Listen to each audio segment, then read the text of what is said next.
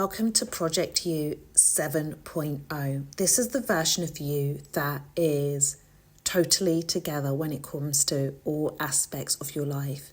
Today we need to talk about why it's so important to understand that dating a man and putting him on a pedestal just because he's white or just because he's rich or just because he's good looking is absolutely foolish.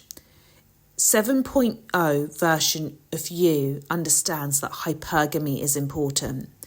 What a man has in terms of external appearance, his wealth, his riches, his race, should never have anything to do with you if your personal circumstances aren't being elevated. And this version of you is the woman that understands that dating for marriage is a whole entire strategy. Look, it's okay to believe in love and everything else, but love is fundamentally how are you getting treated. Love isn't about that man, I'm dating a wealthy man. Oh my gosh, especially as a black woman. Oh my gosh, he's white. Oh my gosh, he's wealthy. Oh my gosh, he's good looking. If your life isn't being elevated, all of those things are irrelevant. This version of you as a woman who is a woman who understands that God fundamentally informed you from the beginning of time, a man must provide. You are not to rewrite those rules, because when you rewrite those rules, this is where you get hurt. Now, I fully appreciate that we are in a time where many women, and I love it for us, are crushing it financially. And if you're not crushing it financially, don't worry, this is the space where you will get to crush it financially. But many women are crushing it financially. And in crushing it financially, let's be honest, it makes dating for marriage a lot harder. However, what is not to happen is you decide that you are going to hold it down for that man. You decide that you are going to be Barbara the Builder and we're going to build together and because I have more money. That just doesn't make sense. It is really key for you as a woman to stick to the principle that a man must provide. When Eve came into the land, Adam was tilling the land. Adam had done the work. Let that sink in. Let that sink in. And I know this new age world wants to encourage, no, but 50-50. You are with the wrong person if you have to labour and stress. One of my favourite scriptures has to be when Naomi says to Ruth, go, you need to have a husband so that you can rest. Go into thy husband's house so you can have rest. This is why the external circumstances of a man do not matter. I fundamentally think a healed and whole version of you is a woman who is able to critically assess what is that man doing for me. I want for you, if you are currently dating for marriage, even if you are currently married, I need for you to assess what is that man doing for you. Hugs and kisses and do not make a great life.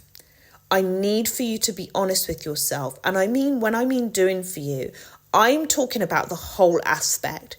Because yes, it's possible to have a man who is financially providing for you, but he's also emotionally damaging for you. So you need to assess the whole picture and be very honest with yourself with how are you getting treated? What does life look like for you? The honest truth is, if you are dating for marriage and your fridge is empty and you're with the man and your fridge is still empty, why? Why? That just doesn't make sense. Every single story in the word, you see the man providing, but you want to write the narrative. You want to have a different story, a story that is going to cause you pain, a story that actually isn't fundamentally beneficial to you, a story that doesn't serve you as a woman. If you go back to the basics of a man must provide, this will enable you to ensure that you are making the right decisions for yourself. Never put a man's external factors on a pedestal. Never put anyone on a pedestal. This is why it's so important. Do not idolize anything outside of you. Take it off the pedestal. And you have to get to the point where you're asking yourself, are you idolizing that man's status when it doesn't even serve you? Because if his whiteness, if his riches and his good lookingness do not serve you, do not elevate you, are not putting you in a hypergamous situation, you are losing at life. You are not actually being shrewd as a serpent and gentle as a dove. I encourage you to always move on earth like a shrewd serpent. Have a gentle soul, have a kind soul, have an honest soul, but be very shrewd when it comes to matters pertaining to you. And I think this is key because we do live in an era where delulu is encouraged. But do not be so delulu where you're like, I'm with a wealthy man. And this is whether he's black, he's white, he's Asian, whatever his race is. Do not be so delulu that you are with a wealthy man, but your fridge is empty. Your school fees aren't paid. Your university fees aren't paid. You are behind on your rent. Your life isn't elevated. What wealthy man are you with? This is really, really key. A man's wealth has nothing to do with you if it isn't being used to elevate your life. If he's a multimillionaire, if he is an owner of many businesses, many houses, construction company, whatever it happens to be, that has nothing to do with you if you are currently suffering and dating that man. And this needs to be something that you have at the forefront of your mind. When you love yourself, one of the things that naturally happens is you understand the only treatment that you are happy receiving and you tolerate is being treated well. Being treated well by someone who is going to be potentially your husband is that man covering you, making sure that all things are well in your life. Now, this isn't me saying you shouldn't have accountability for your own life. Everything starts with you. You should have full accountability for your own life. But what cannot happen on earth, you are playing mum and dad, and that man is not elevating your life. I actually don't believe in playing mum and dad, but that's a whole nother story. But you get what I mean. It's really critical that you are putting yourself in a position where you can say wholeheartedly, he fills me emotionally, mentally, spiritually, financially. You are doing the work, but that man is ensuring that you have that safe space. Without that there, why are you picking him? Because of external circumstances. One of the things I also need to caveat about this, I'm not saying that all women need to date millionaires, absolutely not. But what I am standing upon is that man must provide. He must provide. He must provide. And the provision is based on where you're at. Look, if you're a woman, currently you're renting and you don't necessarily live in the most desirable place in the world, in wherever you are based, and you meet a man who is a homeowner and he's only got one property, etc. He's able to provide, you know this is going to be hypergamous. Do not under any circumstances be looking at another woman who the guy that she's potentially going to marry is buying her a house, is buying her a Range Rover, is taking her on 5-star holidays, is funding her school. Do not compare yourself to another woman and what she's receiving from a man, because everything comes by, I'm going to say it comes by status. And many women end up losing out on really great men who are providers because they want a man who isn't able to give them a Chanel, isn't able to give them a Hermes, isn't able to give them Graf jewelry to do that. And there are levels to life. I've said it. There are levels to life. And you have to know, like, I know what I'm able to receive. I also know what I'm able to receive is beyond the wildest dreams of most women, but I also know that there are some women who have yachts in their name. I'm not in that league, full transparency, but I have an extremely comfortable, privileged lifestyle. Therefore, I know if I ask for certain things, it's within the bandwidth. And I think this is really key. I'm stressing on this point because you can miss out on a good man because you're trying to play in a league that you're not part of.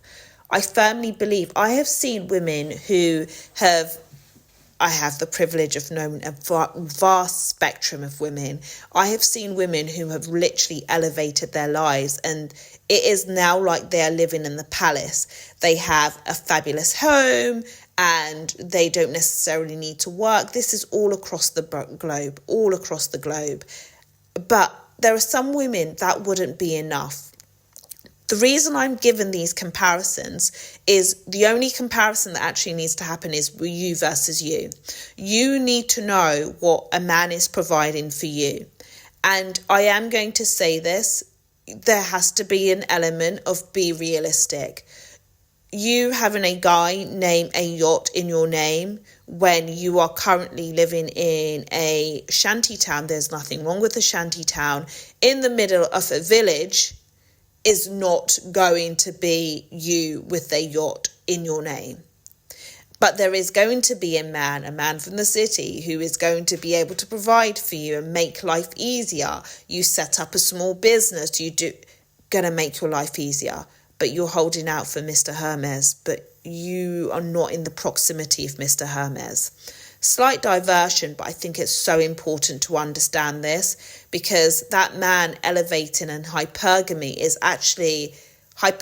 isn't jumping from dust to the sky. This is why, though, I would say before you consider dating for marriage, you need self-elevation. Project U 7.0, you need to have self-elevation, because there is a rule of proximity that applies to life. But back to our topic in hand. Be shrewd.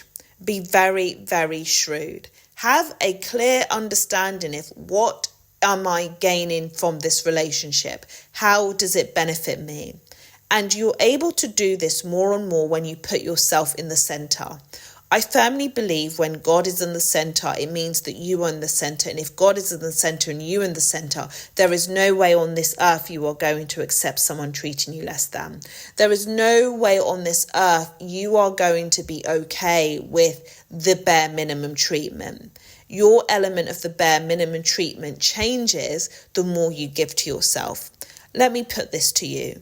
A man taking you out to dinner is nothing special. It is for his benefit. It is for his benefit. When you're assessing, is this relationship beneficial to me? Am I winning from this relationship? I need to look for you to look at the things that solely benefit you.